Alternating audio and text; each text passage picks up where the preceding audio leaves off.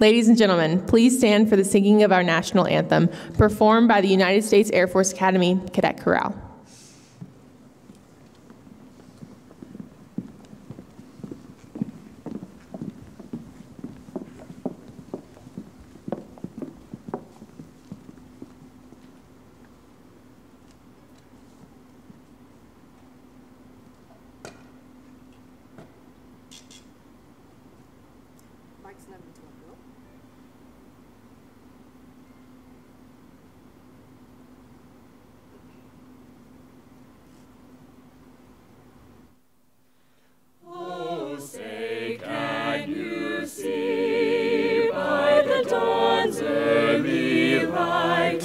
What so proudly we hailed at the twilight's last gleaming, whose broad stripes and bright stars through the perilous fight, nor the ramparts we watched were so gallantly streaming, and the rocket's red glare, bombs bursting in air, gave proof through the night that our flag was still there.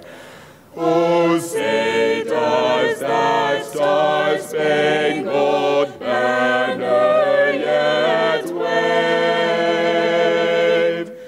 o'er the land of the free,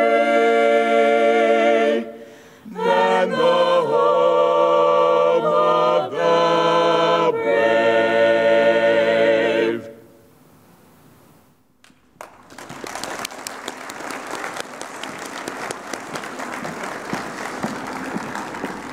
Ladies and gentlemen, please be seated.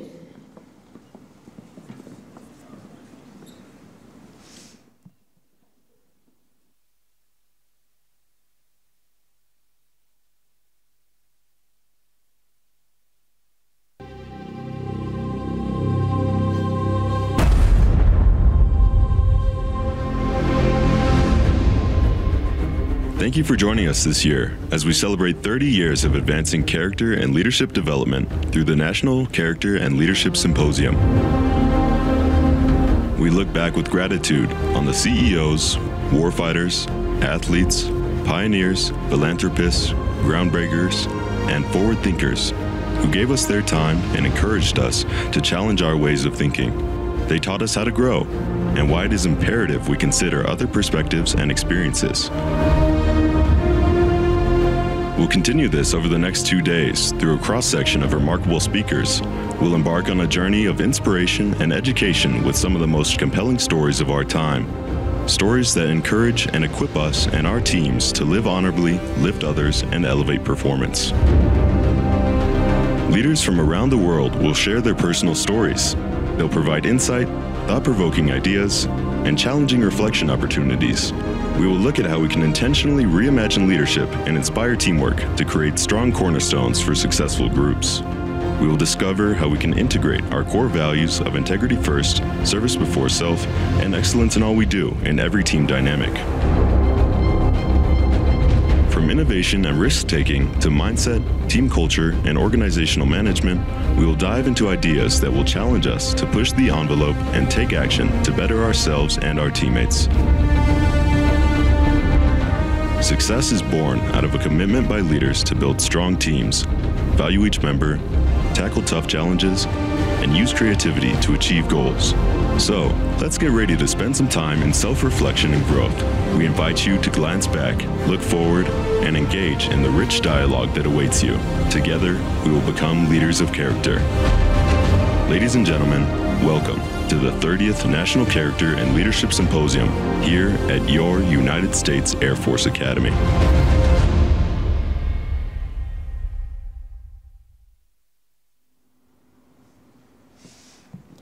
Welcome to the United States Air Force Academy and our 30th Annual National Character and Leadership Symposium. I am Cadet First Class Aubrey Kurt, the cadet in charge of this year's symposium and your MC for this morning's opening ceremony. The United States Air Force Academy is unique for many reasons, but what truly sets us apart is that we are held accountable for producing leaders of character who are ready to serve in their country by living honorably, lifting others, and elevating performance. We do this through a broad, 4-year intentional course of instruction that gives cadets the tools and practice to lead at various levels. Each year, our institution takes a pause to engage in meaningful dialogue relating to a key cadet outcome. We invite distinguished civilian and military leaders from diverse backgrounds and experiences to help facilitate these discussions. This year's NCLS focus, Reimagine Leadership, Inspire Teamwork, is rooted in the NCLS theme, Leadership, Teamwork, and Organizational Management. Over the next 2 days, you will hear inspiring stories and performances that will enhance your comprehension of teamwork, leadership, and management. As future leaders and productive community members, these tools are an asset to success. Though these sessions will certainly be entertaining, these next 2 days are a call to action. And I challenge each of you to take this opportunity to incorporate what you have learned into your daily lives. It is now time to thank our partners whose generous donations make NCLS possible. Will members of the following groups please stand and be recognized? Please hold applause until everyone is standing. The United States Air Force Academy, Class of 1959. Our flagship sponsor, the Class of 1973. The Class of 1974. The Class of 1977. The Class of 1993. The Association of Graduates. The Air Force Academy Foundation. The Falcon Foundation, the Muse Family Foundation, Lieutenant Colonel Retired Earl A. Enix, Class of 1977, and Mrs. Candy Enix, the Defense Orientation Conference Association, the Land of the Free Foundation, and other generous sponsors.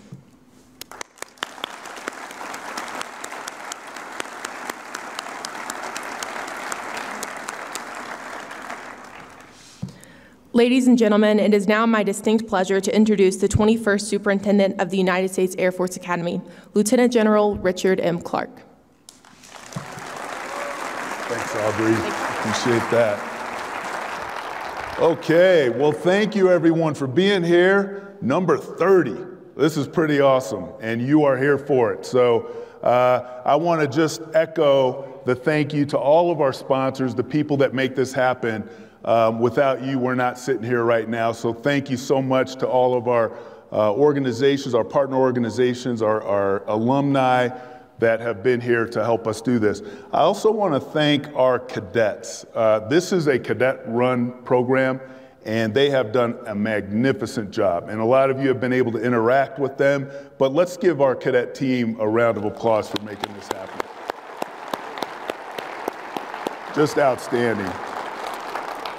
Also, the guest speakers that we have here, the array of experience, of leadership, just the diversity of thought that comes to this symposium is really remarkable. So I want to say thank you to all of them. We got to have them over at the house for dinner last night, and what an amazing group. So a round of applause for all of our guest speakers as well.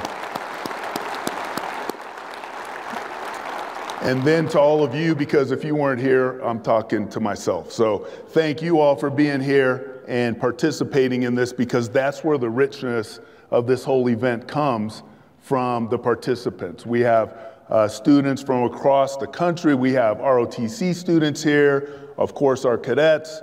A lot of our alumni are participating, leaders from across our Air Force.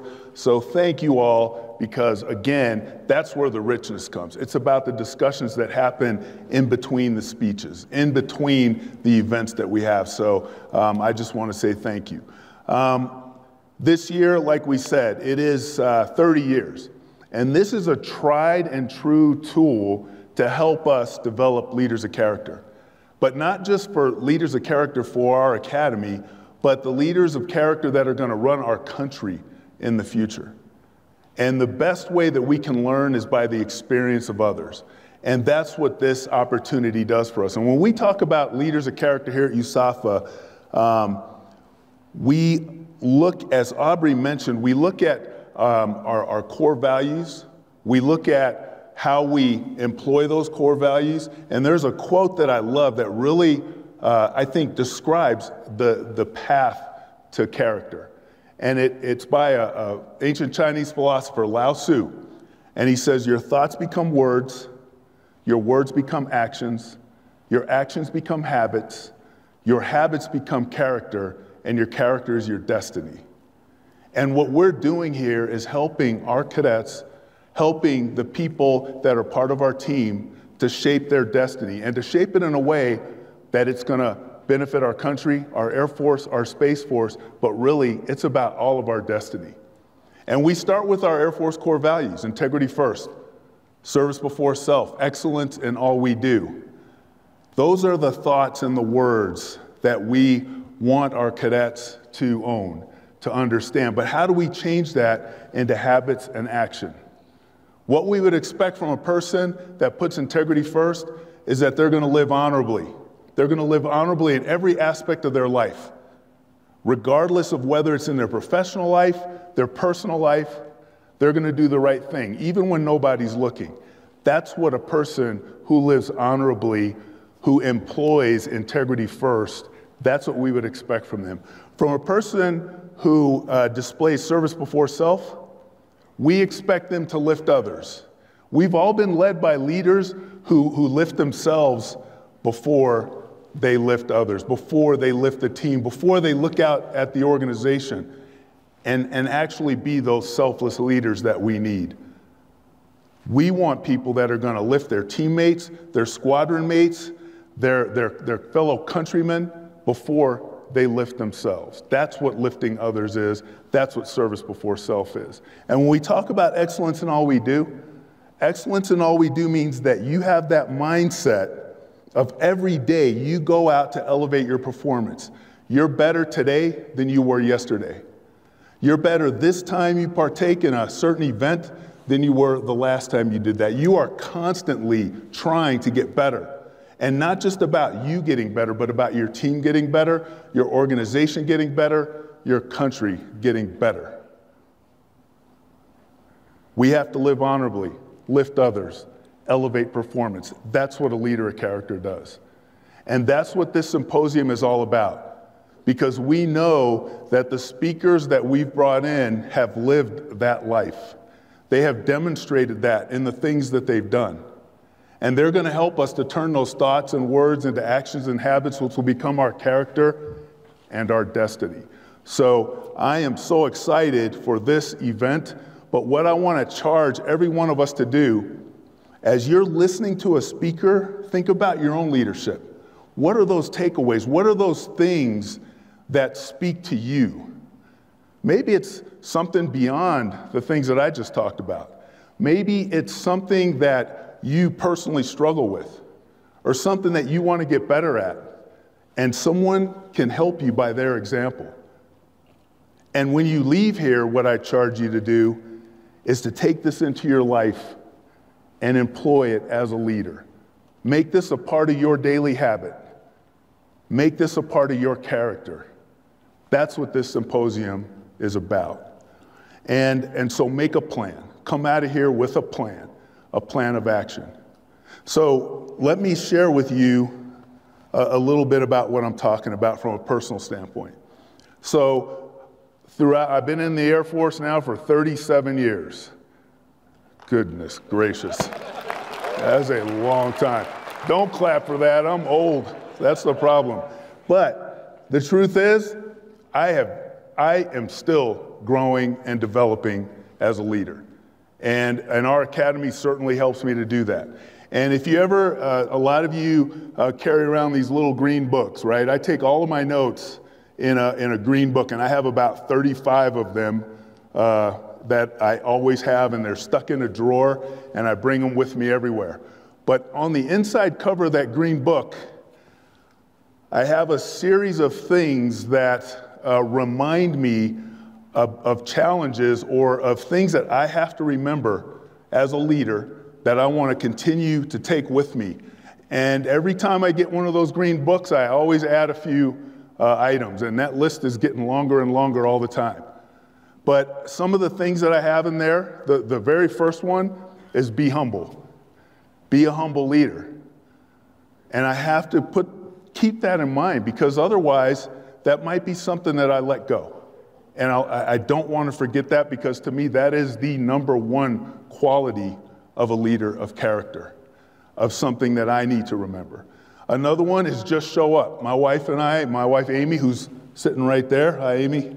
Yeah, we'll give her, yeah. That's points for me, so yeah, give her a round of applause. Thank you for that. We always talk about just showing up. Showing up is 80% of the battle for a leader. Be there for your people. Be there so that you can inspire, or you can engage, or you can connect with the people that you lead. Showing up is 80%. Choose your attitude every day is another one that I have. Because there are certainly those days where you read the emails at night and then you go, oh man, I don't want to go in for that. And I will be honest, there are days when I sit in my car and I go, all right, get your head together. We're getting after this today. And I just have to get my attitude, but it's my choice. How am I going to go into work? How am I going to engage with my team? And I do the same when I go back home, because I don't want to bring all of it home. And you know, my wife and kids are going, what's the matter with you? You have to choose your attitude, and you have to make conscious choices to make it what you want it to be. Know your purpose. Know your why is another one. Know your why is a popular framework that we've all heard, Simon Sinek, but it's about purpose. And when you really understand your bigger purpose, that purpose that's bigger than yourself, you can inspire others. And then own your own mistakes. If you make a mistake, it's not something that you pass down to anybody else. As a leader, you own it. The buck stops here. And we've all heard that. So those are just a few that I have on that inside cover of every green book, well, the latest one anyway, that I have, that I remind myself, and every time I open it, they're right there. Now, I'm going to share a quick story with you about something that led me to do this. In 2009, I was deployed to Iraq for a year, and I worked with an Army, I worked for an Army boss, Multinational Force Iraq. General Petraeus was my first boss, General Odierno was my second boss, and while I was there, it was a demanding assignment. And we were on the ground, we were getting mortar fire, we were getting rocket fire, but I had an amazing team. I ran an organization called the Joint Interagency Task Force. And it was our job to solve hard problems for the boss. And that's what we did. It was half civilian, half military. The military was joint Army, Navy, Air Force, Marines. And it was just an amazing group of people. And I felt like, man, I'm clicking as a leader here. You know, we're in a tough situation. We have a great mission to do, and we're getting it done. And I did that for, it was a year, and 8 months in, it was time for me to take my leave, my R&R, to go home. And I had pushed mine back because I wanted to be the great leader and let everybody else get their leave before I got mine. They did. And then that day, for me to go on leave, I put my battle rattle on, got my bag, went to Baghdad International Airport to catch my plane. And when I walked in the door, they handed me a piece of paper that said, you, Colonel Clark at the time, you are the CHOC commander. I was like, CHOC commander, what's that? Well, you're in charge of everybody that's on this flight that's going home. And I was like, what? I'm on leave, you know? And they were like, well, sir, you're the senior ranking person here, so you're the CHOC commander. And I was like, okay, fine. So I had a list of everyone's name, and we all got together, and I said, all right, team, we're gonna be going home today. This is our mission, is to get home. And I am appointing Master Sergeant Johnson as my assistant CHOC commander. Master Sergeant Johnson, you're responsible for keeping the roll and making sure that everybody gets to where they need to be, and we're gonna get home together. Sergeant Johnson, here's your list. He was like, yes, sir, got it. So, you know, we're sitting around and we're all on the ground waiting, and then they come up to me and tell me that our plane is delayed. It's broken, our C-130. And I was like, what? And, you know, Sergeant Johnson was there, so we told everyone that the plane was delayed. Minutes became hours, the plane kept getting delayed. I walked over to the ops desk where we had an airman working at the ops desk, and I go, when's the plane gonna be ready? What's going on here? He's like, sir, I don't do maintenance, I'm just here at the op, you know, he's all, and I got this guy kind of shaken up, you know. And after a couple times, he goes, hey, sir, you know we have a DV lounge that you could go sit in.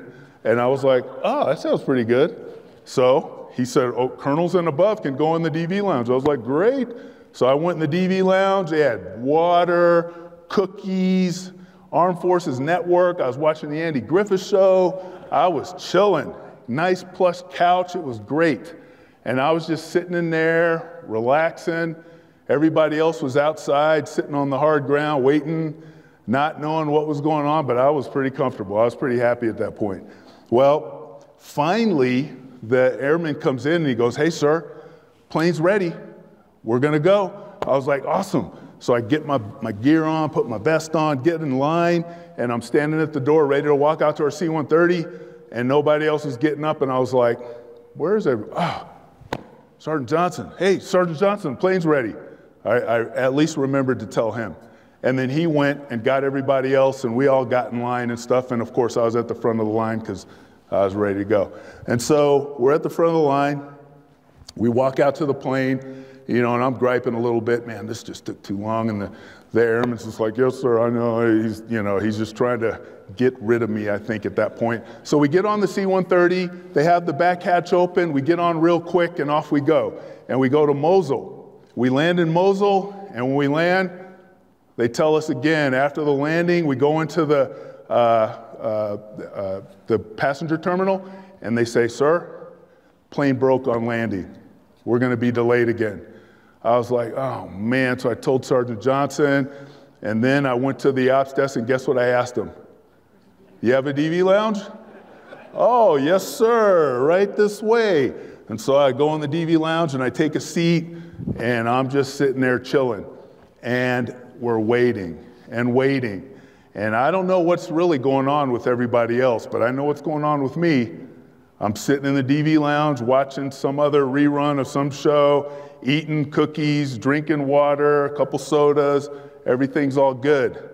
Finally, the ops desk guy comes out and he goes, hey, sir, plane's ready. And of course I said, hey, can you let Sergeant Johnson know so that he can get everybody else ready to go?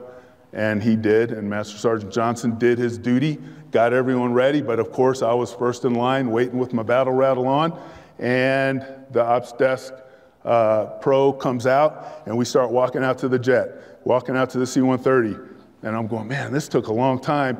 And then I said, why don't they open the back up to let us get on quicker, because we're gonna all have to go through the passenger hatch. And he goes, sir, I'm not on the air crew, I don't really know, but I think we just need to go through the passenger hatch. I'm like, oh man, I'm just ready to go home. I've been working hard for 8 months. I've been deployed. I need to get home. This is taking too long. And so we keep walking, and we get to that passenger hatch, and there's a loadmaster at the door to greet everybody. And of course, you know, normally I'd have been like, hey, what's going on, brother? Here we go. Good flight. Nope. I said, hey, why didn't you guys open the back hatch? We could have all gotten in. I was just full of complaints, you know. I had every reason why this wasn't going right for me. And he goes, sir, if you could just keep moving, we'll get off the ground as soon as everyone's seated. And so I'm carrying my stuff, and I go through the hatch, and I round the corner, and in the back of the plane were 2 coffins, flag draped. And as soon as I saw that, I had this sense of dread. I just thought, oh my gosh, this is who I am. This is why I've been complaining. This is the kind of leader that I've been for the last 12, 13 hours. And when I saw that, it just all came back to me. Everything that I had been doing all day, because I looked at those coffins as people that had made the sacrifice, people that had done everything that their country asked of them. and more. And I couldn't even get through 12 hours as a CHOC commander. And I felt ashamed. And I thought to myself, what kind of leader am I really? And because I was first in line, I went all the way to the back, and I get to sit right in front of those two coffins for the whole flight, from Mosul to Kuwait. And it gave me a lot of time to think. Think about who I am. Think about what kind of leader I am. Think about the fact that it doesn't matter how you get issued your team, but if it's your responsibility, you step up.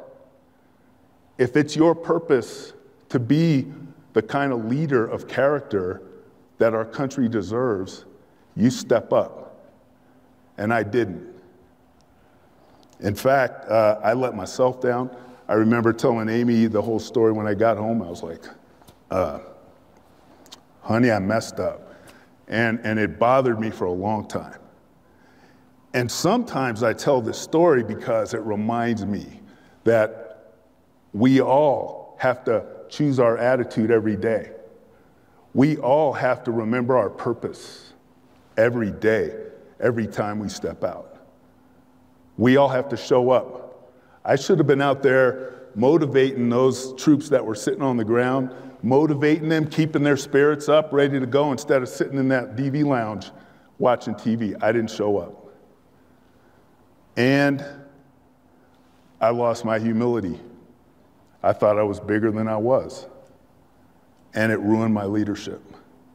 So now I have those things written in my book so that I can remember them. And not that it makes me the perfect leader, not by any stretch, but it certainly reminds me of who I need to be as a leader of character.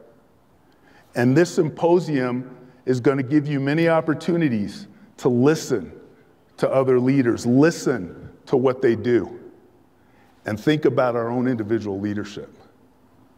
And most of those speakers that you hear, you're going to hear about great things, amazing things that they've done as leaders. But sometimes you learn from the mistakes that leaders make. Sometimes it's those mistakes or it's those episodes in a leader's life that really help a person to grow and to learn. So I share that story with you today so that we can all look at ourselves and understand who we want to be as leaders, who we want to be as people of character, and garner something from it and grow from it. That's what this symposium is all about. So once again, I want to thank everyone that put this on. I look forward to all of the speakers that I've signed up for, because I know that I'll learn something from every one of them. And I hope you will too. So thank you once again to our sponsors. Thank you to our cadets that put this on. Thank you to the Center for Character and Leadership Development for being the hosts for this whole event.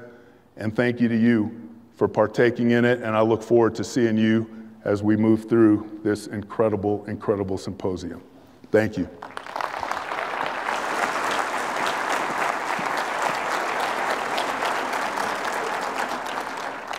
General Clark, on behalf of the Cadet Wing and NCLS staff, thank you for getting us started on this year's NCLS. Thanks, Aubrey.